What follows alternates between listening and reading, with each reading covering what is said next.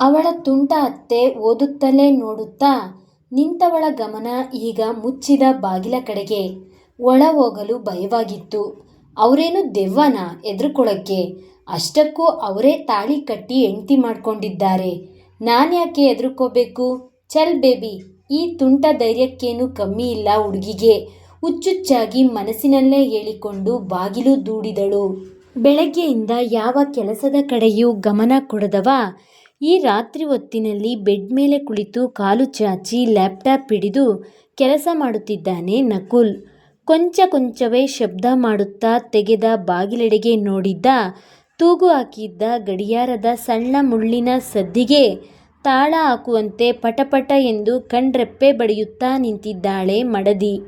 ಅವಸರದಲ್ಲಿ ಮದುವೆ ನಡೆಯುತ್ತಿರುವ ಕಾರಣ ಯಾವ ಶಾಸ್ತ್ರಗಳನ್ನೂ ಮಾಡಲಾಗದಲ್ಲ ಎಂಬ ಕಾರಣಕ್ಕೆ ನಿನ್ನೆ ರಾತ್ರಿ ನಕ್ಷತ್ರ ಮತ್ತು ಲಕ್ಷ್ಮಿ ಇಬ್ಬರೂ ಸೇರಿ ಪುಟ್ಟದಾಗಿ ಮೆಹಂದಿ ಬಿಡಿಸಿದ್ದರೆ ವಿಜಯರಾಣಿಯವರು ಒಂದಷ್ಟು ಚಿನ್ನದ ಬಳೆಗಳ ಜೊತೆಗೆ ಹಸಿರು ಬಳೆಗಳನ್ನು ಕೈತುಂಬ ತೊಡಿಸಿದರು. ರಾಣಿಯವರೇ ಉಡಿಸಿದ ಡಿಸೈನಿಂಗ್ ಸೀರೆ ಜೊತೆಗೆ ಮದುವೆಯ ಕಳೆ ತುಂಬಿಕೊಂಡು ಬಹಳ ಮುದ್ದಾಗಿ ಕಾಣುತ್ತಿದ್ದಳು ನವಮಿ. ಒಳಬರುವಂತೆ ಕಣ್ಣಿನಲ್ಲಿ ಕರೆದಿದ್ದ ಅವಳಿಗೂ ಅವನ ಕಣ್ಣಿನ ಭಾಷೆ ಅರ್ಥವಾಗದು. ಏನಂತ ಹೇಳ್ತಾ ಇದ್ದಾರೆ ಇವರು? ಒಳಗಡೆ ಬರಬೇಡ ಅಂತಾನಾ, ಇಲ್ಲ ಬಾ ಅಂತಾನಾ? ಹಾಗೆ ಯೋಚಿಸುತ್ತಾ ಅವನ ನೋಡುತ್ತಾ ಬಾಗಿಲಲ್ಲಿ ನಿಂತಳು. ಬಾ ಒಳಗೆ, ಅಲ್ಲೇ ಯಾಕೆ ನಿಂತಿದೀಯಾ ಎಂದು ಬಾಯಿ ಬಿಟ್ಟು ಕರೆದಾಗಲೇ ಅವಳು ಒಳಗಡೆ ಬಂದದ್ದು. ಸೀದಾ ಕುಳಿತವನ ಬಳಿಗೆ ಬಂದವಳು ಹಾಲಿನ ಲೋಟವನ್ನು ಅವನ ಮುಂದೆ ಚಾಚಿದಳು. ಇದೆಲ್ಲ ಬೇಕಿತ್ತಾ? ಈ ಅಮ್ಮ ಮಾಡೋ ಹುಡುಗಾಟ ಒಂದೊಂದಲ್ಲ ಎಂದುಕೊಂಡವನು ಹಾಲಿನ ಲೋಟವನ್ನು ಹಿಡಿಯದೆ ಅವಳ ಮುಖ ನೋಡುತ್ತಾ, ನನಗೆ ಹಾಲು ಇಷ್ಟ ಆಗೋದಿಲ್ಲ, ಸೊ ನನಗೆ ಆಗೋಲ್ಲ ಅದು, ಇನ್ನು ಮುಂದಕ್ಕಾದರೂ ಕುಡಿತೀನಿ ಎಂದು ಹೇಳಲು ಹೋದವನ ಪೂರ್ತಿ ಮಾತು ಕೇಳಿಸಿಕೊಳ್ಳದೆ ಗ್ಲಾಸಿನಲ್ಲಿದ್ದ ಅಷ್ಟು ಹಾಲನ್ನು ಗಟಗಟನೆ ಕುಡಿದು ಬಿಟ್ಟಳು ಹುಡುಗಿ. ಏಯ್ ಎಂದವನನ್ನ ಗ್ಲಾಸ್ ಇಳಿಸಿ ನೋಡಿದಳು. ಮೂತಿಯೆಲ್ಲ ಹಾಲಿನ ಬಿಳಿ ಮೀಸೆ ಒಂದು ಆವರಿಸಿಕೊಂಡಿತ್ತು. ಸಾರಿ ಸರ್, ನನಗೆ ಕುಡಿಬೇಕು ಅನ್ನಿಸ್ತಾ ಇತ್ತು, ಅದಕ್ಕೆ ಕುಡಿದ್ಬಿಟ್ಟೆ ಎಂದು ಪೆದ್ದು ಪೆದ್ದಾಗಿ ಹೇಳುತ್ತಾ ಒಂದು ರೀತಿ ಮುಖ ಮಾಡಿದವಳ ನೋಡಿ ಮೃದುವಾದ ಮುದ್ದು ಭಾವನೆಯ ಜೊತೆಗೆ ನಗುವು ಕೂಡ ಬಂದಿತ್ತು. ಇಟ್ಸ್ ಓಕೆ, ಮಲ್ಕೋ ಎಂದವನು ನಗುತ್ತಲೇ ತನ್ನ ಲ್ಯಾಪ್ಟಾಪ್ ಕಡೆ ಮುಖ ಮಾಡಿದ. ಅವನ ಮಾತಿಗೆ ಕೋಲೆ ಬಸವನ ರೀತಿ ತಲೆ ಆಡಿಸಿದ ಹುಡುಗಿ ಅವನ ಪಕ್ಕದಲ್ಲಿನ ಮಂಚದ ಕೊನೆ ತುದಿಯಲ್ಲಿ ಕುಳಿತಳು. ಮುಂದೆ ಏನು ಮಾಡೋದು? ಮಲ್ಕೋಬಿಡ್ಲಾ? ಇವರು ಕೆಲಸ ಮಾಡ್ತಾ ಇದ್ದಾರೆ, ನಾನೇನು ಮಾಡಲಿ ಎಂದು ಮೆಲ್ಲ ಮೆಲ್ಲ ಬಗ್ಗುತ್ತಾ ಜೋರಾಗಿ ತುಸು ಬಾಗಿ ಅವನ ಮುಖ ನೋಡಿದಳಷ್ಟೇ. ಲ್ಯಾಪ್ಟಾಪ್ ಕಣ್ಣಿನಿಂದ ಅವಳು ಮಾಡುತ್ತಿದ್ದ ಸರ್ಕಸ್ಸನ್ನು ನೋಡಲಾಗದೆ ಅವಳತ್ತ ನೋಡಿದ. ನೇರವಾಗಿ ಅವಳನ್ನು ಅವ ನೋಡಿದ್ದೇ ವಿಚಲಿತಳಾದ ತಪಸ್ವಿಯಂತೆ ಅತ್ತಿತ್ತ ನೋಡುತ್ತಾ ಮತ್ತೆ ಪಟ್ಟಾಗಿ ಮಂಚದ ಮೇಲೆ ಕುಳಿತು ನೇರಕ್ಕೆ ನೋಟ ನೆಟ್ಟಳು. ಬೆಳಗ್ಗೆ ಎಲ್ಲರೂ ಇದ್ದಾಗ ಧೈರ್ಯವಾಗಿ ಮಾತನಾಡಿದವಳಿಗೆ ಈಗಂತೂ ಮಾತನಾಡಲು ಹಿಂಜರಿಕೆ. ಒಂದು ನಿಮಿಷ ಕಳೆಯಿತು. ಅವರಿನ್ನೂ ನನ್ನ ನೋಡ್ತಾ ಇದ್ದಾರಾ? ಆಫೀಸಲ್ಲಿ ಹುಡುಗಿರ್ನೆಲ್ಲ ನೋಡಿ ನೋಡಿ ಅಭ್ಯಾಸ ಆಗಿದೆ ಈ ಅಪ್ಪಂಗೆ, ನೋಡದೆ ಇನ್ನೇನು ಮಾಡ್ತಾರೆ? ಚಿಚಿ, ಅವರು ಇವಾಗ ನನ್ನ ಗಂಡ, ಬೇರೆ ಯಾರನ್ನೂ ನೋಡಬಾರ್ದು, ನನ್ನ ಈಗಲೂ ನೋಡ್ತಾ ಇರ್ತಾರಾ? ಮನದಲ್ಲೇ ದೊಡ್ಡದಾದ ಮಂಥನ ನಡೆಸುತ್ತಾ ಸಣ್ಣ ನೋಟ ಬೀರಿದಳು. ಗಂಭೀರವಾಗಿ ಕುಳಿತು ಅವಳನ್ನೇ ನೋಡುತ್ತಿದ್ದ ನಕುಲ್, ನಾನೇನು ನೋಡ್ತಾ ಇರಲಿಲ್ಲ ಸರ್. ನೋಡಿದಳೋ ಅಥವಾ ಮಾಡಿದ ತರ್ಲೆಯೋ, ಒಟ್ಟಾಗಿ ಅವಳೇ ಸಿಕ್ಕಿ ಬಿದ್ದಿದ್ದಳು. ಅವಳ ಈ ಮುದ್ದು ಮುದ್ದಾದ ಆಟಗಳಿಗೆ ನಕುಲ್ಗಂತೂ ನಗು ಉಕ್ಕಿ ಬರುತ್ತಿತ್ತು. ತನ್ನ ಗಂಭೀರ ಮುಖವನ್ನು ಸಡಿಲಿಸಿ ನಗುತ್ತಲೇ ತನ್ನ ಪಕ್ಕದಲ್ಲಿನ ಡ್ರಾ ಎಳೆದು ಟಿಶ್ಯೂ ಪೇಪರನ್ನು ತೆಗೆದವ ಹಾಲಿನಿಂದ ಮೂಡಿದ ಬಿಳಿ ಮೀಸೆಯನ್ನು ಒರೆಸಿದ.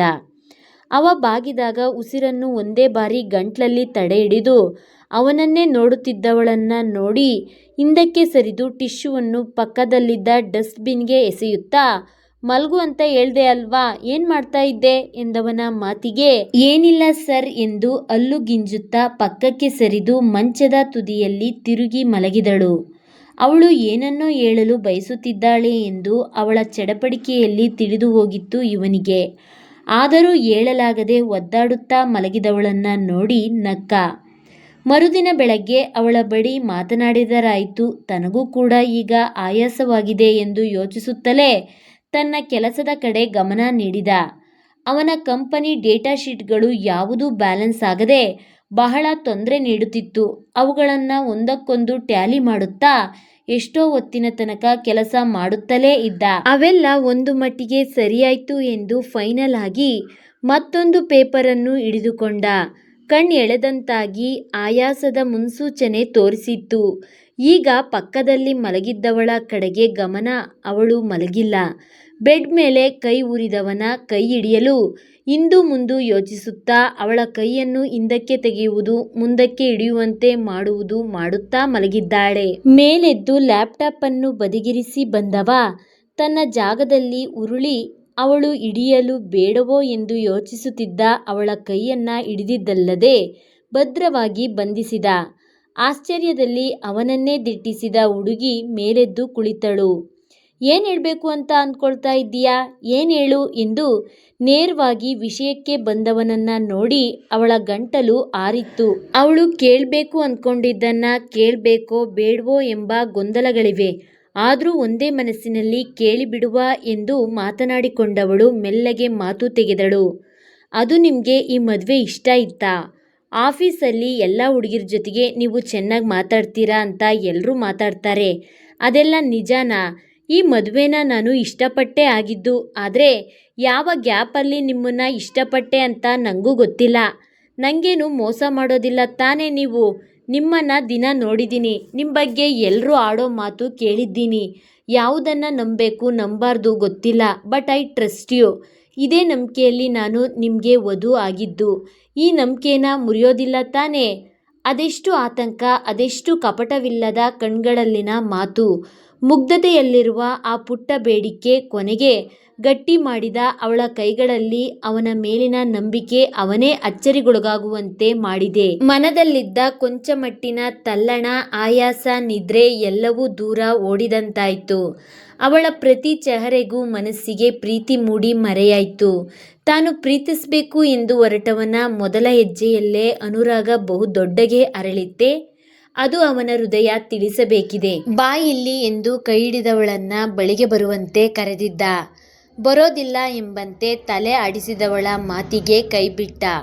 ಮುದುಡಿ ಕುಳಿತವಳು ಪಟ್ಟನೆಂದು ಜಾರಿದಂತೆ ಅತ್ತ ತಿರುಗಿ ಮಲಗಿದಳು.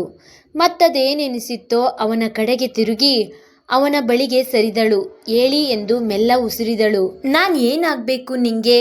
ಯಾಕೆ? ನೀವೇ ತಾನೇ ತಾಳಿ ಕಟ್ಟಿದ್ದು ಎಂದು ಸೀರೆ ಮರೆಯಲ್ಲಿ ಅಡಗಿ ಹೋಗಿದ್ದ ಅರಿಶಿನದಿಂದ ಕೂಡಿದ್ದ ತಾಳಿಯನ್ನು ತೆಗೆದು ಅವನ ಮೂತಿ ಎದುರು ಹಿಡಿದಳು. ನಂಗೆ ಗೊತ್ತಾಯ್ತು, ನಿಂಗೆ ಕೇಳ್ದೆ ನಾನು ಎಂದು ಮೂತಿ ಎದುರಿನಿಂದ ತಾಳಿ ಹಿಡಿದವಳ ಕೈ ಸಮೇತ ತಾಳಿಯನ್ನು ಇಳಿಸಿದ್ದ. ನೀವು ಏನೇನೋ ಯಾಕೆ ಆಗ್ಬೇಕು? ನಂಗೆ ಗಂಡ ಆಗ್ತೀರಾ ಎಂದು ಸಾಮಾನ್ಯ ಎಂಬಂತೆ ವಾದಿಸಿದಳು. ಹೌದು, ಮತ್ಯಾಕೆ ಸರ್ರಂತೀಯಾ ಎಂದು ಮತ್ತೆ ಕೇಳಿದವನ ಮಾತಿಗೆ ಎರಡು ಕೈಯಿಂದ ತನ್ನ ಬಾಯಿ ಮುಚ್ಚಿಕೊಂಡಳು. ಇಷ್ಟು ಹೊತ್ತಿನವರೆಗೂ ತಾನು ಅವನನ್ನ ಏನೆಂದು ಬೋಧಿಸಿದೆ ಎಂದು ಅವಳಿಗೆ ತಿಳಿದಿರಲಿಲ್ವಾ? ಸಾರಿ, ನನಗೆ ಗೊತ್ತಿರಲಿಲ್ಲ ಎಂದು ಮೆಲ್ಲಗೆ ಹೇಳಿದರೆ ನಗು ಅವನಿಗೆ. ನಕುಲ್ ಅಂತಾನೆ ಕರಿ, ಆಫೀಸಲ್ಲಿ ಮಾತ್ರ ಸರ್ ಓಕೆ ಎಂದು ಅವನಂದಾಗ ಸರಿ ಎಂಬಂತೆ ತಲೆ ಆಡಿಸಿ ನಕುಲ್ ಎಂದು ಕರೆದೇ ಬಿಟ್ಟಳು. ಜೋರಾಗಿ ನಗುತ್ತಾ ತನ್ನ ಬಾಯಿ ಮುಚ್ಚಿಕೊಂಡು ಇನ್ನೂ ನಗುತ್ತಲೇ ಇದ್ದಳು. ಅವಳ ಅದ್ಭುತ ನಗುವನ್ನು ನೋಡುತ್ತಾ ಕಳೆದು ಹೋದ. ಅವರವರ ಹುಡುಗಿಯರು ನಗುತ್ತಿದ್ದಾಗ ಎಲ್ಲ ಹುಡುಗರಿಗೂ ಅದ್ಭುತವೇ ಅನ್ನಿಸುವುದು ಸರ್ವೇ ಸಾಮಾನ್ಯ. ಸಾರಿ, ನನಗೆ ನಿಮ್ಮ ಹೆಸರನ್ನು ಈಗೆಲ್ಲ ಕರೆಯೋದಿಕ್ಕೆ ಆಗೋದಿಲ್ಲ. ತುಂಬಾನೇ ನಗು ಬರುತ್ತೆ. ಸೊ ನಾನಂತೂ ನಿಮ್ಮನ್ನ ಹೆಸರಿಟ್ಟು ಕರೆಯೋದಿಲ್ಲ ಎಂದವಳು ಇನ್ನು ನಗುತ್ತಲೇ ಇದ್ದಳು. ಅದೇನೋ ಕೇಳ್ತಾ ಇದ್ದೆ ಅಲ್ವಾ ಅವಾಗ್ಲೇ? ಎಲ್ಲರೂ ಏನೇನೋ ಮಾತಾಡ್ತಾರೆ, ಐ ಟ್ರಸ್ಟ್ ಯು ಅಂತ. ಎಲ್ಲ ಈಗ ಹೇಳ್ತೀನಿ, ಸರಿಯಾಗಿ ಕೇಳಿಸ್ಕೊ. ನಾ ಪ್ರೀತಿಸಿದ ಮೊದಲ ಹುಡುಗಿ ನೀನೇ. ಸ್ನೇಹಕ್ಕೂ ಪ್ರೀತಿಗೂ ಗೆರೆ ಅಷ್ಟೇ ವ್ಯತ್ಯಾಸ ಇದೆ. ಎಲ್ಲ ಸ್ನೇಹದಲ್ಲೂ ಅನುರಾಗ ಇರೋದಿಲ್ಲ. ಹಾಗೆ ಎಲ್ಲ ಪ್ರೀತಿಯಲ್ಲಿ ನಿಜವಾದ ಒಲವು ಕೂಡ ಇರೋದಿಲ್ಲ. ಹೇಗೆ ನಾವು ಯೋಚಿಸ್ತೀವೋ, ಅದನ್ನು ಯಾವ ರೀತಿ ನೋಡ್ತೀವೋ ಅದ್ರ ಮೇಲೆ ಅಷ್ಟೇ ಆಡೋ ಮಾತುಗಳೆಲ್ಲ ನಿರ್ಧಾರಿತ. ಆಡೋ ಜನರ ಮಾತಿಗೆಲ್ಲ ತಲೆ ಕೆಡಿಸ್ಕೊಳ್ಳೋದಿಲ್ಲ ನಾನು. ಯಾಕೆಂದರೆ ನನ್ನ ಜೀವನ ಅವರೆಲ್ಲ ಬಂದು ನಡೆಸೋದಿಲ್ಲ, ನಾನೇ ನಡೆಸಬೇಕು. ನಂಬಿಕೆ ಇದೆ ಅಲ್ವಾ, ಅದ್ರ ಮೇಲೆ ನಾನೇ ಪ್ರೀತಿ ಮನೆ ಕಟ್ತೀನಿ, ಯಾವುದೇ ಮೋಸ ಇಲ್ಲದೆ. ಇದೆಲ್ಲವನ್ನು ಪಕ್ಕಕ್ಕಿಟ್ಟು ಪರಸ್ಪರ ಪ್ರೀತಿಸೋದಕ್ಕೆ ಅವಕಾಶ ಕೊಡು. ದಾಂಪತ್ಯದಲ್ಲಿ ಒಬ್ರನ್ನೊಬ್ರು ಅರ್ಸ್ಕೊಳ್ಳೋಕ್ಕೆ ಸಮಯ ನೀಡು. ಇದೇ ನನ್ನ ಕಡೆಯಿಂದ ಬೇಡಿಕೆ. ನಿನ್ನ MBAನ ಮೊದಲಿನಿಂದ ಶುರು ಮಾಡು ಹೊಸದಾಗಿ. I will with you. ನಿನ್ನ ಓದು ಮುಗಿದ ಮೇಲೆ ಸಂಸಾರದ್ದೆಲ್ಲ ಇದ್ದಿದ್ದೇ ಕತೆ. ಆಮೇಲೆ ಅದನ್ನೆಲ್ಲ ನಿಧಾನವಾಗಿ ನಾನು ಹೇಳ್ಕೊಡ್ತೀನಿ. ಮನಸ್ಸಿನ ಮಾತು, ಭವಿಷ್ಯದ ಚಿಂತನೆ ಜೊತೆಗೆ ವಿನಯವನ್ನು ದಾಟಿದ ತುಂಟತನ ಹುಡುಗನ ಮಾತಿನಲ್ಲಿ. ಅವನ ಉಸಿರು ದಾಟಿ ಹೊರಹೊಮ್ಮಿದ ಹುಸಿ ಮಾತಿಗೆ ತುಸು ಲಜ್ಜೆ ಇವಳಲ್ಲಿ. ಗಟ್ಟಿಯಾಗಿ ಕಣ್ಮುಚ್ಚಿ ನಾಚಿ ನಕ್ಕು ಬಿಟ್ಟಳು ನವಮಿ. ಮೀಸೆಯ ಅಂಚು ಕೂಡ ದಾಟದಂತೆ ಅವನು ನಗುತ್ತಿದ್ದಾನೆ. ನನ್ನನ್ನು ಮುಂದಕ್ಕೆ ಓದಿಸ್ತೀರಾ? ನಗುತ್ತಲೇ ಬಿಸಿ ಮಾತಿನಲ್ಲಿ ಪ್ರಶ್ನೆ ಮುಂದಿಟ್ಟಳು. ನೀನು ಎಲ್ಲಿವರೆಗೂ ಓದ್ತೀನಿ ಅಂತೀಯೋ ಅಲ್ಲಿವರೆಗೂ ಓದಿಸ್ತೀನಿ. ನೀನೇ ಬೇಡ ಅಂದ್ರೂ ಇದರಲ್ಲಿ ನೋ ಕಾಂಪ್ರಮೈಸ್ ಎಂದು ಇದೇ ಖಡಾಖಂಡಿತ ಎಂಬಂತೆ ಹೇಳಿದ. ನನಗೆ ಅಷ್ಟೆಲ್ಲ ಓದೋ ಆಸೆ ಇಲ್ಲ. MBA ಮಾಡಬೇಕು ಅಂತ ತುಂಬ ಇಷ್ಟ ಇತ್ತು ಅಷ್ಟೇ. ಅಲ್ಲಿವರೆಗೂ ಓದಿಸ್ತೀನಿ ಅಂದ್ರಲ್ಲ, ಥ್ಯಾಂಕ್ ಯು ಸೋ ಮಚ್. ಹುಡುಗಿಗಂತೂ ದುಪ್ಪಟ್ಟು ಖುಷಿಯಾಗಿದ್ದಾಳೆ. ಮಧ್ಯರಾತ್ರಿ ಆಗಿದೆ, ಜೋರಾಗಿ ಕಿರುಚಬೇಡ ಎಂದವನ ಮಾತಿಗೆ ಮೆಲ್ಲ ನಕ್ಕು. ಮತ್ತೆ ಸಂಸಾರದ ಬಗ್ಗೆನೂ ಕೂಡ ನಾನೇನು ಕಾಂಪ್ರಮೈಸ್ ಆಗೋದಿಲ್ಲ. ನನ್ನ ಓದು ಮುಗಿಯೋವರೆಗೂ ಅಷ್ಟೇ ನಿಮ್ಮನ್ನು ಕಾಯಿಸೋದು. ಅವಳ ತುಟಿ ದಾಟಿ ಹೊರ ಬಂದಿವೆ ತುಂಟ ಮಾತುಗಳು. ಅವನ ತೋಳಿನಿಂದ ಬಿಡಿಸಿಕೊಂಡು ಪಕ್ಕಕ್ಕೆ ತಿರುಗಿ ಬಿಟ್ಟಳು. ಎಲ್ಲ ಕಪಲ್ಸ್ ನಿಕ್ ನೇಮಿಂದ ಕರೀತಾರಂತೆ ಅಲ್ವಾ? ನಾನು ಕೂಡ ನಿಮಗೆ ನಿಕ್ ನೇಮಿಂದ ಕರಿಬೇಕು. ಏನಂತ ಕರೀಲಿ ಎಂದು ಆಲೋಚಿಸುತ್ತಾ ಕೇಳಿದವಳ ಮಾತಿಗೆ ನಿನ್ನಿಷ್ಟ, ಏನಾದರೂ ಕರಿ ಎಂದವನ ಮಾತಿಗೆ ಹುಸಿ ಕೋಪ ಬಂದಿತ್ತು ಹುಡುಗಿಗೆ. ಆಗಿದ್ರೆ ನರಿಮರಿ ಅಂತ ಕರೀಲಾ ಕೋಪದಲ್ಲಿ ಎಂದವಳ ಮಾತಿಗೆ ಏಯ್ ಆ ಥರ ಎಲ್ಲ ಕರಿತೀಯ ಹೆಂಡ್ತಿ ಎಂದು ಕೇಳಿದ. ಕಿಸಕ್ಕನೆ ಅವನ ಮಾತಿಗೆ ನಕ್ಕಳವಳು. ಚಿನ್ನ ಸುಣ್ಣ ಬಣ್ಣ ಅಂತ ಅವರವರ ಗಂಡನ್ನ ಎಲ್ಲರೂ ಕರೀತಾರಂತೆ, ಅದಕ್ಕೆ ನಾನು ಸ್ವಲ್ಪ ಚೇಂಜ್ ಮಾಡಿ ಚಿನ್ನಿ ಅಂತ ಕರೀಲಾ ಎಂದು ರಾಗ ಎಳೆದವಳನ್ನ ಕಂಡು ಅನುಮಾನ ಇವನಿಗೆ. ತನ್ನ ತಾಯಿಯೇ ಈ ಬುದ್ಧಿ ಹೇಳಿಕೊಟ್ಟಿದ್ದಾರೆ ಎಂದು. ಹಾಗೆ ಕರಿ ಅಂತ ಹೇಳ್ದೆ ಅಲ್ವಾ? ಸರಿ, ನಿಂಗೆ ಈ ಕರಿ ಅಂತ ಯಾರು ಹೇಳ್ಕೊಟ್ಟಿದ್ದು ಎಂದು ಪ್ರಶ್ನಿಸಿದವನ ಮಾತಿಗೆ ಪೆಚ್ಚು ಮುಖ ಮಾಡಿದವಳವಳು. ಅದನ್ನೆಲ್ಲ ನನಗೆ ಯಾರು ಹೇಳ್ಕೊಡ್ತಾರೆ? ಯಾರೂ ಹೇಳ್ಕೊಟ್ಟಿಲ್ಲಪ್ಪ. ಏಯ್ ನಮ್ಮಮ್ಮನ ಸೊಸೆ, ನಿಜ ಹೇಳು, ಯಾರು ಹೇಳ್ಕೊಟ್ಟಿದ್ದು? ಯಾರೂ ಇಲ್ಲ ಚಿನ್ನಿ. ಅವನಿಗೆ ಗೊತ್ತಾಯ್ತು ಎಂದು ತಿಳಿದಾಗ ನಕ್ಕು ಬಿಟ್ಟಳು. ನಿಜ ಹೇಳು ಎಂದಾಗ ನಿಮ್ಮಮ್ಮ ಅಂದರೆ ನನ್ನ ಸೋಕಾಲ್ಡ್ ಅತ್ತೆನೇ ಹೇಳ್ಕೊಟ್ಟಿದ್ದು ಹೀಗೆ ಕರಿ ಅಂತ ಎಂದು ಸತ್ಯವನ್ನೇ ಹೇಳಿದಳು. ಹೀಗೆ ಏನೋ ಮಿಸ್ ಹೊಡಿತಾ ಇದೆ ಅಂತ ಅನ್ಕೊಂಡೆ. ಬೆಳಿಗ್ಗೆ ನಿಮ್ಮ ಸೋಕಾಲ್ಡ್ ಅತ್ತೆ ಸೊಸೆ ಇಬ್ಬರನ್ನ ವಿಚಾರಿಸ್ಕೋತೀನಿ. ತುಂಬ ಟೈಮ್ ಆಯಿತು, ಮಲ್ಕೋ ಎಂದು ಮೆಲ್ಲಗೆ ಕಣ್ಣು ಮುಚ್ಚಿದ. ಅವನು ಮೂಡಿಸಿದ್ದ ನಗುವ ಜೊತೆಗೆ ನಗುತ್ತಲೇ ಕಣ್ಮುಚ್ಚಿ ನಿದ್ದೆಗೆ ಜಾರಿದಳು ನವಮಿ ಅಂದು.